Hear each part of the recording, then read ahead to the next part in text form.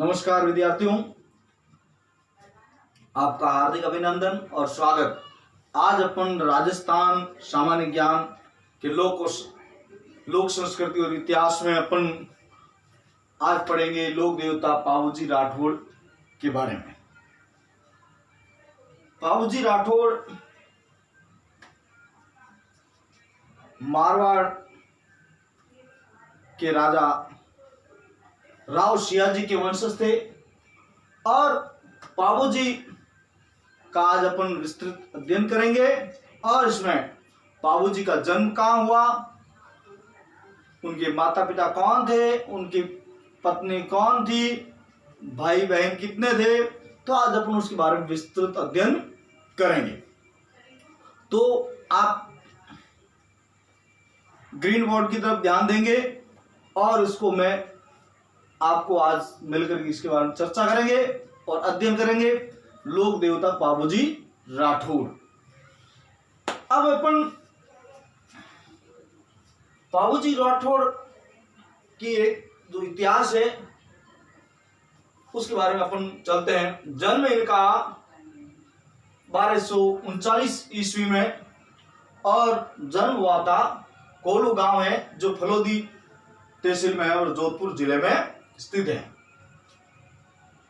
अब इनके पिताजी का नाम दांदल जी राठौड़, ये राव सियाजी के वंशज थे और दांदल जी के दो पुत्र थे, बड़े बूढ़ो जी और छोटे पाबूजी। और पाबूजी की माता का नाम कमला दे और कहते हैं कि उनका जन्म एक अप्सरा की कोख से हुआ और मधु धोखा अप्सरा उनका नाम बताया जाता है। और पत्नी थी, उनका नाम फूलम दे मिलता है, फूलवंती और सुप्यार दे। कहते हैं कि फूलवंती या फूलम दे अमरकोट के राणा थे सूरजबल जी, उनकी पुत्री थी। कहते हैं कि इनकी वीरता पर मोहित हो गई और उनको अपना पति मान लिया था। किसने? फूलम दे या फूलवंती या सुप्यार दे ने। किसको? पाबूजी राठौड़ को। पाबूजी राठौड़ बहुत शूरवीर, शरणागत की रक्षा करने वाले और अपने वचन के लिए वचनबद्ध थे, प्रतिज्ञा पालन करने वाले थे। और उनके भाई थे बूढ़ो जी, वो बड़े भाई थे उनके। और बूढ़ो जी की पत्नी गहलोत निजी थी और उनके एक पुत्र हुआ था, उनका नाम था जरडा जी या रूपनाथ जी। पाबूजी की दो बहनें थी, एक का नाम प्रेमल बाई और दूसरे का नाम सोनल बाई। प्रेमल बाई का विवाह जिंदराव खिच्ची जो जायल के नरेश थे, जायल के राजा थे, उनके साथ हुआ था। और एक बहन का विवाह जिनका नाम था सोनल बाई का विवाह महाराणा सूरा देवड़ा जो सिरोही के थे, उनके साथ उनका विवाह हुआ था। तो पाबूजी का जो वंश था, राव सियाजी के पुत्र थे आस्तनाथ जी, और आस्तनाथ जी के बेटे थे राव दांदल जी, और दांदल जी के दो पुत्र थे, बड़े थे बूढ़ो जी और छोटे थे पाबूजी। और कहते हैं कि मारवाड़ में ऊंट लाने का श्रेय पाबूजी को जाता है कि जब बूढ़ो जी की बेटी थी केलम दे, जिनका विवाह गोगा जी महाराज के साथ हुआ था, तो उन्होंने कहा भाई हमें दहेज में ऊंट चाहिए, और ऊंट उस समय कहीं नहीं थे, वो लंका में पाए जाते थे। तो पाबूजी अपने एक सभा में बैठे थे और हरि सिंह को भेज करके उन्होंने पता लगाया कि लंका में ऊंट है। फिर पाबूजी गए और वहां से ऊंट लेके आए और अपने वचन को उन्होंने पूरा किया। किसने? पाबूजी ने। अब पाबूजी राठौड़ वो लोक देवता हैं जिनकी जो फड़ है सर्वाधिक लोकप्रिय है, राजस्थान में सर्वाधिक लोकप्रिय है। और पाबूजी राठौड़ की जो सवारी है वो केसर काल में घोड़ी की मानी जाती है। अब हुआ क्या कि एक देवल चारणी थी, और देवल चारणी अंजार गांव गुजरात में रहती थी। तो वहां पे उसके पास एक घोड़ी थी, बहुत ही प्रसिद्ध थी, और उस घोड़ी के लिए सभी लोग लालयित रहते थे। तो उनके बहनों थे, किसके? बाबूजी के। विवाह से पूर्व वो भी उस घोड़ी के डोरा बांध देते हैं और कहते हैं कि इस घोड़ी को मैं प्राप्त करूंगा। पर एक बार बाबूजी को सपने में आए थे और उनको वो केसर काल में दिखी, और वो गए गुजरात जहाँ पे देवल चारणी रहती थी, और देवल चारणी ने उनका बहुत भव्य स्वागत किया, आदर सत्कार किया। और केसर काल में बाबूजी ने मांगी तो उन्होंने कहा ये भी इसके तो जिंदराव खिची ने डोरा बांध दिया है, अब क्या होगा? तो उन्होंने कहा अगर मैं उनको नहीं दूंगी तो मेरी गाय वो ले जाएंगे, और गाय ले जाएंगे तो मेरे पास कुछ होगा नहीं। तो फिर वो वचन देते कि तेरी गायों की रक्षा करना मेरा वचन है, किसी भी स्थिति में होऊंगा तो मैं अपने वचन पालन के लिए मैं जरूर रक्षा करूंगा। कौन कहते हैं? बाबूजी कहते हैं। किसको? देवल चारणी को। और इस प्रकार हुआ था। पर अपने राजस्थान के इतिहासकार मनोज नैन्सी जी और मां कवि मोरजी आसिया, वो वर्तमान के बाबूजी का जन्म बाड़मेर जिले के बाड़मेर से 8 कोस दूर आगे खारी खावड़ा के आगे जूना गांव में एक अप्सरा के गर्भ से माना जाता है। किसके अनुसार? मनोज नैन्सी और मां कवि मोरजी आसिया के द्वारा। अब जो जिंदराव खिची था वो बाबूजी के बहनोई थे और प्रेमल बाई के पति थे, और इस घोड़ी देने की वजह से उन दोनों के बीच में एक वैर भाव उत्पन्न हो गया, और इस प्रकार आगे जाकर के फिर ये घटना घटती है। बाबूजी का विवाह तय हो जाता है, और बाबूजी बारात लेकर के कहा जाते हैं अमरकोट, जो अब पाकिस्तान में उसको अब उमरकोट कहते हैं। वहां के सोडा राणा सूरजमल की पुत्री के साथ इनका विवाह होता है। बारात जाती है और बारात में बहुत सारे ऊंट जाते हैं। तो ऊंट के पहले कहते 5 पैर होते थे। तो बारात बड़ी धीरे धीरे चल रही थी। तो बाबूजी ने कहा बहुत देर हो जाएगी, अपन ऐसे कैसे पहुंचेंगे?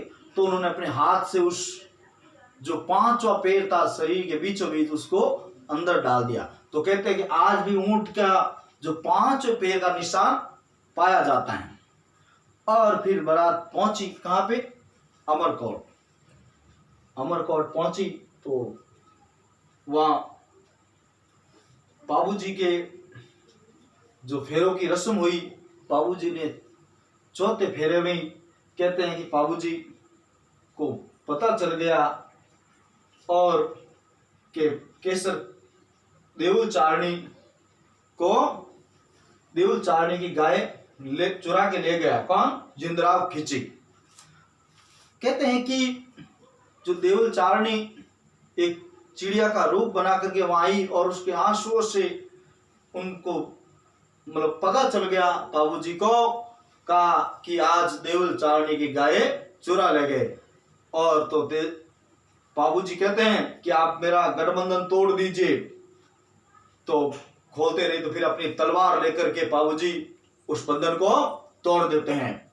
और फिर जैसे बाहर निकलने शुरू होते हैं तो वहां पे उनके परिवार वाले, उनके साला और भी थे, कहा आप ऐसे कैसे जा रहे हो? हमारी पुत्री का विवाह, पुत्री से विवाह कौन करेगा?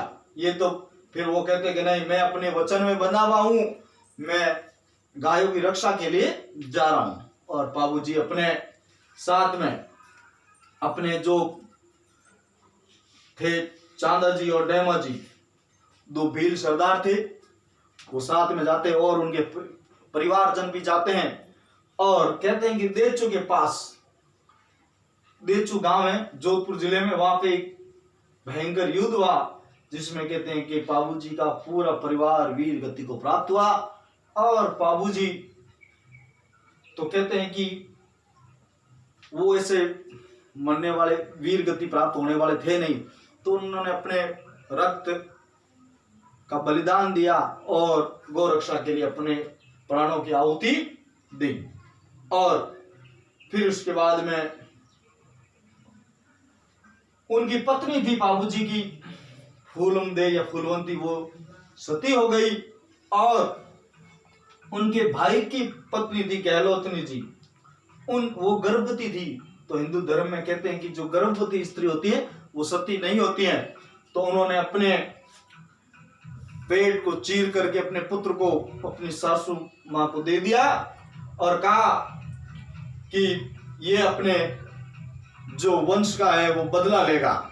और आगे जाकर के जरडा जी ने अपनी बुआ पेमल बाई के सहयोग से जिंदराव खिच्ची का वध किया था। तो इस प्रकार बहुत ही रोचक इतिहास है पाबूजी राठौड़ का। तो एक बार आप नोट कर सकते हो।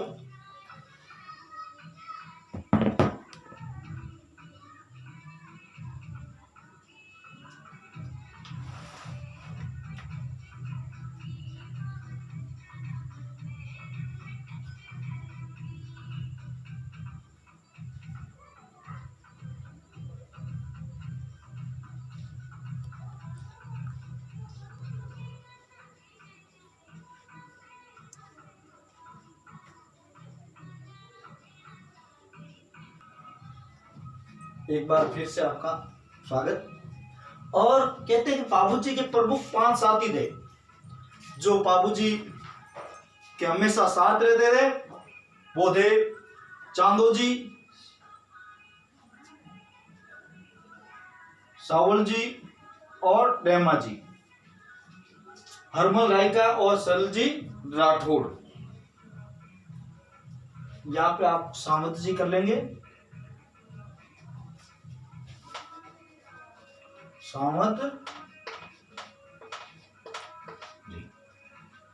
जिसमें से चांदो जी और डेमो जी ये 2 भाई थे। ऐसे आना बागला एक सत्रप था जो गुजरात सिंध की तरफ, वो बहुत बड़ा अकाल पड़ा एक बार। तो 7 भील भाई थे, उनको उन्होंने जो शासक की जो एक ऊंटनी थी उसको मार के खा गए। तो उनके लिए बहुत ही क्रूर था वो शासक बागला। तो उनको मारने के लिए सातों भाइयों को मौत की सजा सुना दी। कहा इनको कोई भी जगह शरण नहीं देगा। सब जगह गया पर आखिर में पाबूजी ने उनको शरण दी और अभयदान दिया। और पाबूजी के इस वचन, इस व्यवहार के कारण वो पूरे जीवन भर पाबूजी के साथ में रहे और अपना जीवन समर्पण कर दिया था। अब उन भील 7 भाइयों के नाम अपन एक बार देखते हैं एक एक करके। भीलों के 7 भाई जिनको पाबूजी ने शरण दी थी, किसे? आना बागला से। अब इनका नाम देखते हैं। सबसे पहले चांदा जी,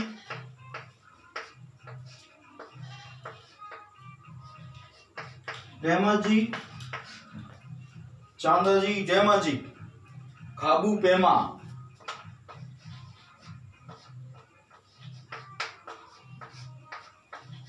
खाबू पेमा और खलमल खंगार, खलमल खंगार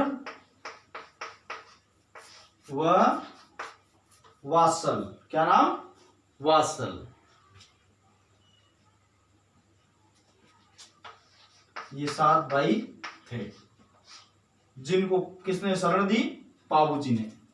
जो हमेशा इनमें सातों में से दो भाई, चांदा जी और डेमा जी, उन्होंने हमेशा पाबूजी के अंगरक्षक बन के रहे। जो तीन थे, चांदो जी, डेमो जी और हरमल राय का, तीन हमेशा बाबूजी की रक्षा में तैनात रहते थे और हमेशा यही साथ में रहते थे। तो इन भाइयों को शरण दी। तो ये लोग आज भी कहते हैं कि जो भील या नाइक जाति होती है वो पाबूजी के जो फर्व का वाचन है और पाबूजी की यश गाता है वो गाते हैं। कौन? उनको पाबूजी ने खुद ने ही उनको वरदान दिया था। किसको? भीलों को या नायकों को या थोरियों को। एक की बात। अब अपन चलते हैं आगे, एक बार वापस इनका रिवीजन करते हैं। 5 साथी थे, चांदो जी, सावंत जी, डेमो जी और हरमल राय का और सलजी सोलंकी। और जिनमें से उनके रक्षक थे कौन कौन? पाबूजी के जो रक्षक थे उनमें से एक तो थे चांदो जी, एक डेमो जी और एक हरमल राय का, जिनको रेबारी भी कहते हैं। जो रायका जो समाज होता है या रेबारी होते हैं वो ऊंटों का पालन करते हैं, क्योंकि पाबूजी सबसे पहले मारवाड़ में ऊंटों को लेके आए थे। कहां से? लंका से। हरि सिंह वहां जाके पता लगाया उन्होंने सबसे पहले और वापस आए। पाबूजी ने फिर चढ़ाई की और ऊंटों को लेके आए और अपनी भतीजी जो केलमदे थे उनका वादा पूरा किया। किसने? पाबूजी ने।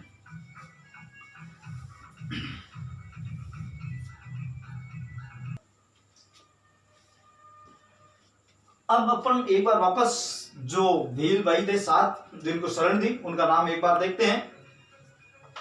चांदो जी और डेमो जी, खाबू, पेमा, खलमल, खंगार, वे वाशल, ये 7 भाई थे जिनको पाबूजी ने शरण दी थी।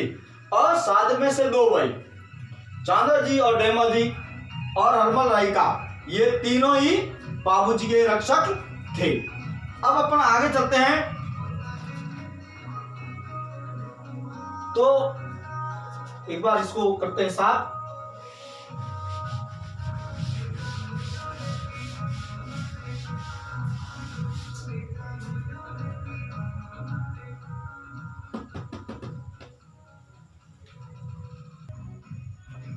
इनके जो पावड़े हैं वो भील या नाइक जाति के लोग होते हैं। वो माटे वाद्य यंत्र के साथ में गाए जाते हैं। किसके? पाबूजी के पावड़े। माटे या जो वाद्य यंत्र होता है माटे, उसके साथ में गाए जाते हैं। यानी इनका जो यशो गाता है, इनका यश और कीर्ति के बारे में बताया जाता है। किसकी? पाबूजी की कीर्ति के बारे में। फड़ होती है, जो इनकी जो फड़ है वो सर्वाधिक लोकप्रिय फड़ है। क्या है? पाबूजी की फड़ है वो सर्वाधिक लोकप्रिय फड़ है। किसकी? पाबूजी की फड़। अब बाबू दरीरी वाचना, ये थोरी या नाइक जाति के लोग होते हैं।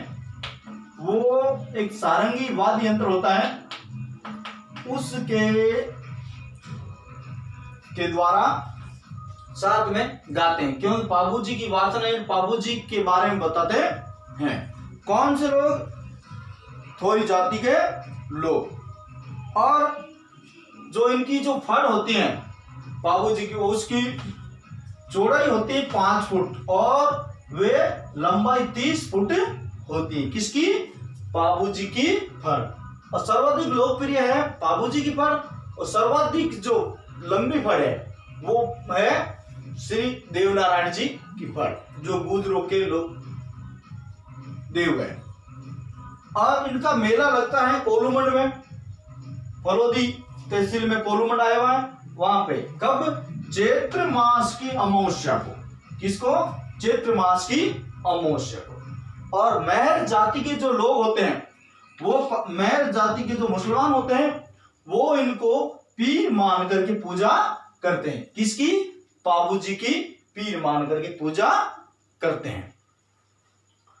अब एक बार अपन वापस चलते हैं। जब बाबूजी फेरे छोड़ करके अपने वचन पालन के लिए और प्रतिज्ञा को पूरा करने के लिए जब जाते हैं तो क्या कहा कि छोड़ी छोड़ी बिलगती माते सावण मोड़, अमला वेला आपने रंग है बाबूजी राठौड़। और ये राठौड़ वंश के वीर पुरुष आज उनकी याद में जो बेल समाज है, थोरिया नाइक समाज है, वो फल का वाचन करते हैं और उनकी यशो गाथाओं को सुनाते हैं। ऐसे थे बाबूजी राठौड़ और उनका लोकप्रिय जन जन में, मानस में और इस मारवाड़ में ही नहीं पूरे देश में उनका नाम है। और इस प्रकार बाबूजी राठौड़ का अपन ने कुछ अध्ययन किया था। और आप हमारे YouTube चैनल को सब्सक्राइब करें और ज़्यादा से ज़्यादा शेयर करें। और आप ज़्यादा से ज़्यादा शेयर करोगे, आगे बढ़ाओगे तो उत्साह बढ़ेगा और आपका सपोर्ट हमें मिलता रहे, यही हम आपसे दुआ और प्रार्थना करते हैं। नमस्कार।